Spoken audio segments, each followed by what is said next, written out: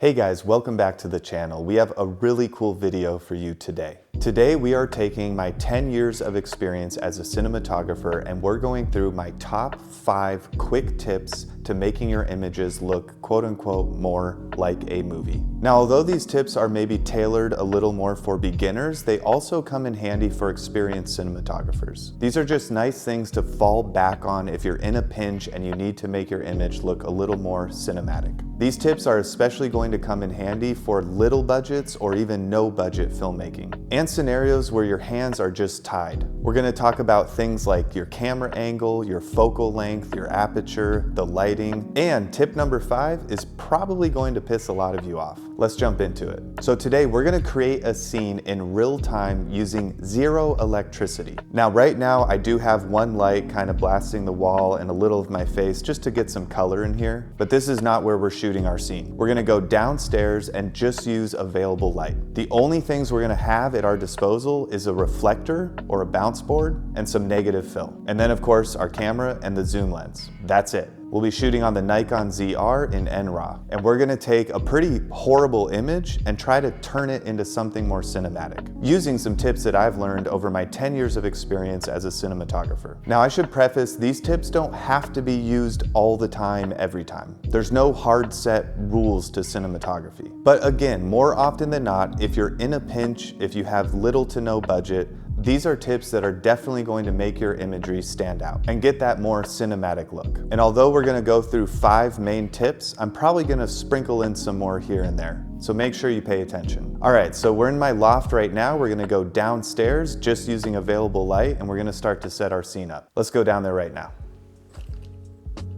Okay, here we are downstairs and this looks horrible, obviously. I'm almost completely in silhouette. We are trying to kind of expose for our windows back here, which means we are at an f11 on our lens right now, and we're at a focal length of 28 millimeters. So you can see I have some things to work with. We have a lot of big windows right here, and we timed this appropriately so the sun is directly over the building. That means any light that's coming through these windows is gonna be pretty soft. So we need to work with what we have. Again, these tips are for little budget to no budget filmmaking, or maybe scenarios where you didn't get a tech scout or even a location scout. Maybe you didn't even see pictures of the place you're shooting, and sometimes that does happen. So we have to really think on our toes and be quick about making these decisions to get a somewhat usable image. And before we get into our tips, as an honorable mention tip, there are 3 things you should always have on you as a DP. That is bounce, negative fill, and neutral density filters. Whether you're on a no budget shoot or a multi-million-dollar feature film, you will be using those tools all of the time. And today, to stay within the theme of little to no budget, we're just gonna be using some really easily accessible materials. For bounce, we have a little reflector, and for negative fill, we have blackout curtain. Now, if you're on a set and you have the right tools available to you, definitely use the proper filmmaking tools. But again, if you're on a budget, things like these and shower curtain for diffusion are gonna work just fine.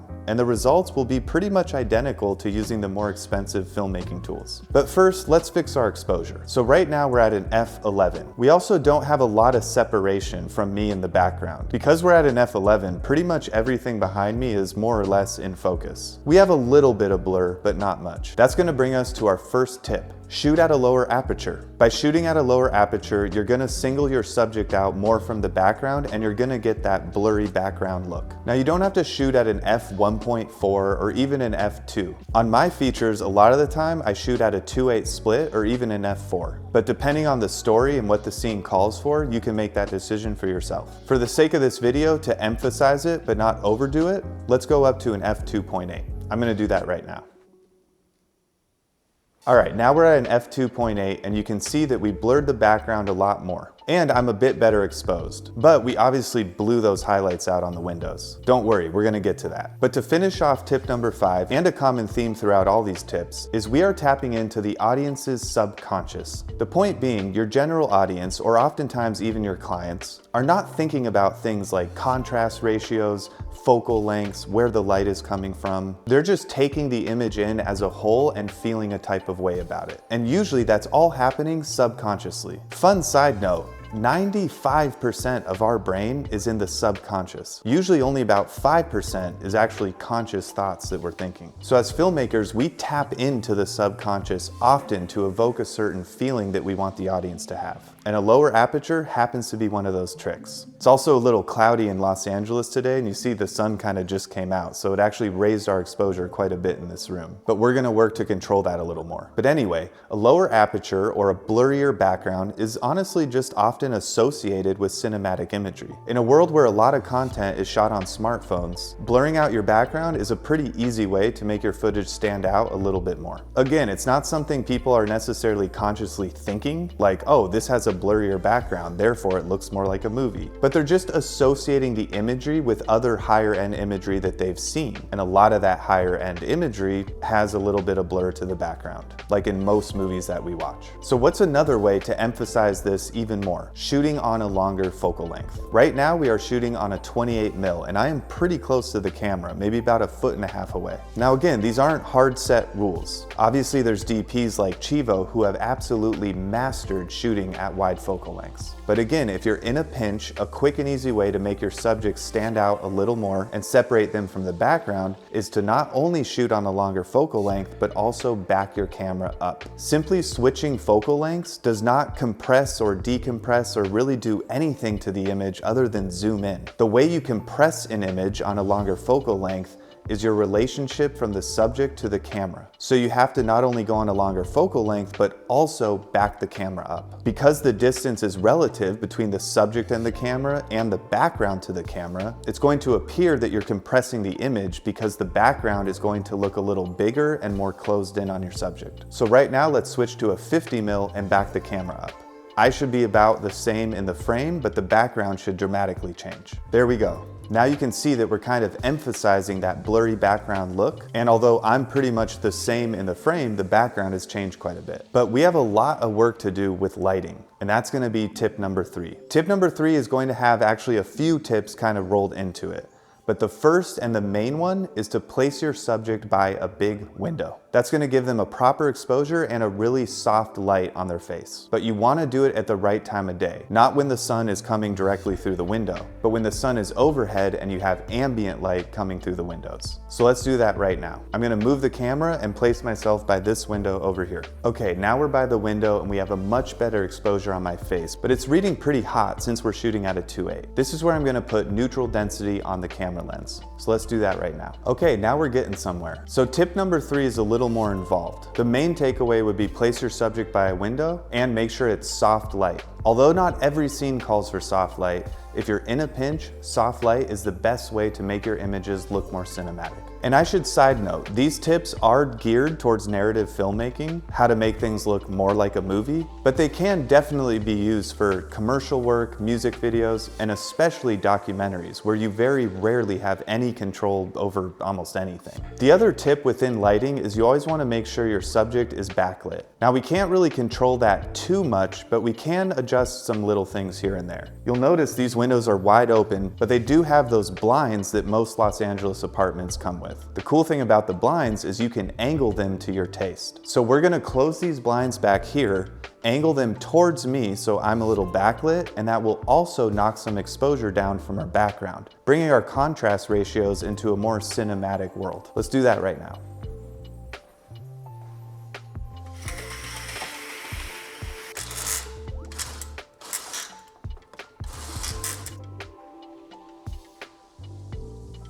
So you can see that knocked down our background a lot. And although it's subtle, it is giving me a little bit of an edge light and backlight. But we have that horrible, bright, overexposed spot here. So let's just reframe a little bit.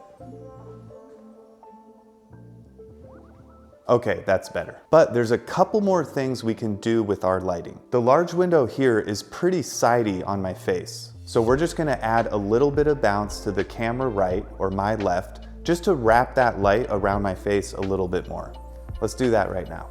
Okay, so I added my bounce and I actually kind of called an audible. That's something we have to do often on set. Sometimes we just find some things on the day that look a little bit better. So my audible was, instead of using regular white bounce, I'm actually using the gold side of my reflector. That's gonna be more reflective and it's picking up more of that light and wrapping it around my face. But it is giving it kind of a warm look because it's gold. I actually did that on purpose because now I'm creating some color contrast within our frame. This will be even more noticeable when dropping my camera's white balance down to 4500. Right now we're around 5200, so we're balanced for the daylight, and this is going to look extra warm on my face. By lowering our Kelvin temperature, we're going to balance more to the light coming onto my face, but we're going to cool off all the ambient light in the room, getting a little closer to that classic teal and orange look that people associate with movies often. But we're doing it all with no lighting in camera, just using the natural light available to us and our reflector. So let's drop the Kelvin down right now. There we go. Now it's more daylight looking on my face and we've cooled off the ambient light in the room. Definitely going for a more moody look here. And sorry, I know tip number 3 is a long one because we're actually doing a lot of different things within tip number 3. But like I said, I'm gonna kind of sprinkle in some additional things throughout this video. But think of tip number 3 as overall lighting. But there's one more thing we can do.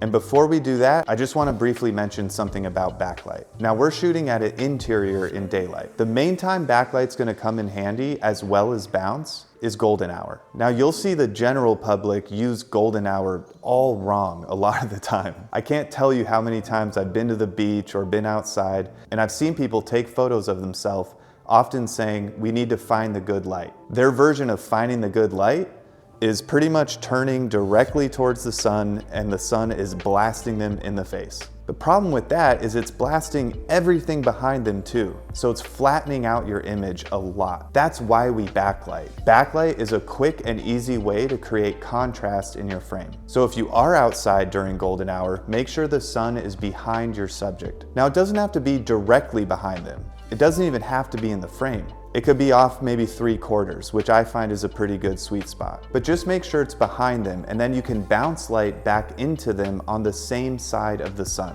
That's another common mistake I see people make. They try to get the most amount of sun by bouncing the light directly in the line of the sun back into their subject. That's creating what we call a sun sandwich, where the key light on your subject is then coming from the opposite side where the sun is. It just doesn't look natural. You want to bounce on the same side of the sun that your subject is. So let's say the sun is behind me this way, where this window is. Well, you want to bounce your light exactly where we have it right now, the same side as the sun. That way you're wrapping that light back into your subject and it looks like it's kind of just coming from one source. Okay, but that's enough about backlight. As mentioned, there's one more thing we can do in this scene, and that's add negative fill. You can see over here, there's just white walls everywhere. That's my kitchen. All that light is bouncing back into my face here. So I'm gonna put up some negative fill or blackout curtain to block that light from coming back onto my face and create more contrast on my face. Let's set that up right now. Okay, now we have our negative fill set up. And I really just took blackout curtain and hung it from a C-stand. You can see without it, there's more light spilling onto my face. When we bring it back in, we're creating more contrast. Now this is a pretty large room with a really high ceiling. So ideally we would have something like a 6x or even a 12x negative fill right here. But again, we're working with little to no budget. So for now, this is gonna do the trick. Okay, so tip number 3 was a big one. Let's just recap real quick. Place your subject by a large window. Try to avoid any harsh blown out windows so you can move your camera angle accordingly. Try to get your subject backlit if you can. Add bounce to wrap that window light around the subject's face, and add negative fill to make your image a little more dramatic and cinematic. That brings us to tip number 2. Tip number 2 is a pretty easy one. Shoot into the shadow side of your subject. I know that's hard to see now because I'm talking directly into the camera, but essentially it would look like this. There you go. Now again, like all these rules, this is not a hard set rule. I've shot a lot of scenes where I actually do end up shooting into the key side, but it still maintains a cinematic look because I make sure I'm controlling and layering the light. But you don't always have the ability to do that. And even when you do, still shooting shadow side usually looks a little better. So you want to shoot into the shadow or fill side of your subject. So if I was having a scene with another actor, I would be facing this way. That's basically what we were talking about with the golden hour look, when people shoot with the sun directly facing them. It's a similar concept to your key light. When you're shooting into the key light, you're shooting where that key light is pointing. So if you're not controlling it, it's probably illuminating things behind you as well. And that's gonna flatten your image. If you shoot into the shadow side, that usually gives you more control with the key light spill, and it gives you more control with your background. So it's easier to get the contrast ratios you want. And it's also, again, just a subconscious thing that we're tapping into. When people watch films, they're not really actively aware of the camera shooting into the fill side or the shadow side of a character, but they're used to seeing it over and over again. So when you match what people are used to seeing in movies, your imagery is going to look more like a movie, to them at least. So shoot shadow side. And because I just turned my face here, we can probably adjust our negative fill as well. Okay, so now our scene is kind of shaping up. Maybe I'm talking to an actor this way. That brings us to tip number 1, which is definitely going to ruffle some feathers. And honestly, the reason I know this tip is gonna piss some people off is because it pisses me off to put it in this video. But it's a harsh reality that I had to succumb to, and maybe you guys will too. And that tip is adding black bars to your footage. I know, I said it. Get that 2:3:9 or 2:3:5 aspect ratio. I know that sounds ridiculous, but look what happens when we put those on. If I'm just facing this way and talking to an actor, suddenly when we add those black bars on, it kind of triggers this subconscious thing that this just looks more like a movie. That's simply because people have grown up very used to that aspect ratio and associating it with film. Again, it's usually not a conscious thought that they're having. They just kind of see those black bars on a video and subconsciously think, wow, this looks more like a movie. So although it's probably the stupidest tip in this video, it's definitely the quickest, and it does help your imagery look a little more like a movie. So you do have to keep that in mind. Probably put some frame markers up on your monitor and then add those black bars. And last but not least, as our honorable mention, post-production, mainly coloring. It always helps enhance your footage a little more if you put a nice color grade on it. Now, coloring is definitely subjective, but you can get your image to look more cinematic in the grade, especially with how flexible all of the cameras are now. Before we take a look at our final frame, more often than not, you might want to place your subject on the third. I'm center right now, so I would be more over here. And then looking this way, shadow side. So let's throw a final color grade on. And before we show you that, let's take a look at what we started with. Now this is pretty nasty. So just using the tools we had at our disposal for, again, little to no budget, we got this image in a pretty good place. And now let's take a look at the final result. Hey, do you ever get that feeling that you're like in a movie? All right, so that's my top 5 quick tips for getting your imagery to look more like a movie. Again, you don't have to use these all the time, but if you're in a pinch, these will definitely come in handy. And if you're just starting out, using these tips will definitely enhance your footage. I hope you guys learned something, and we will see you on the next one. I don't know what to do with my hands.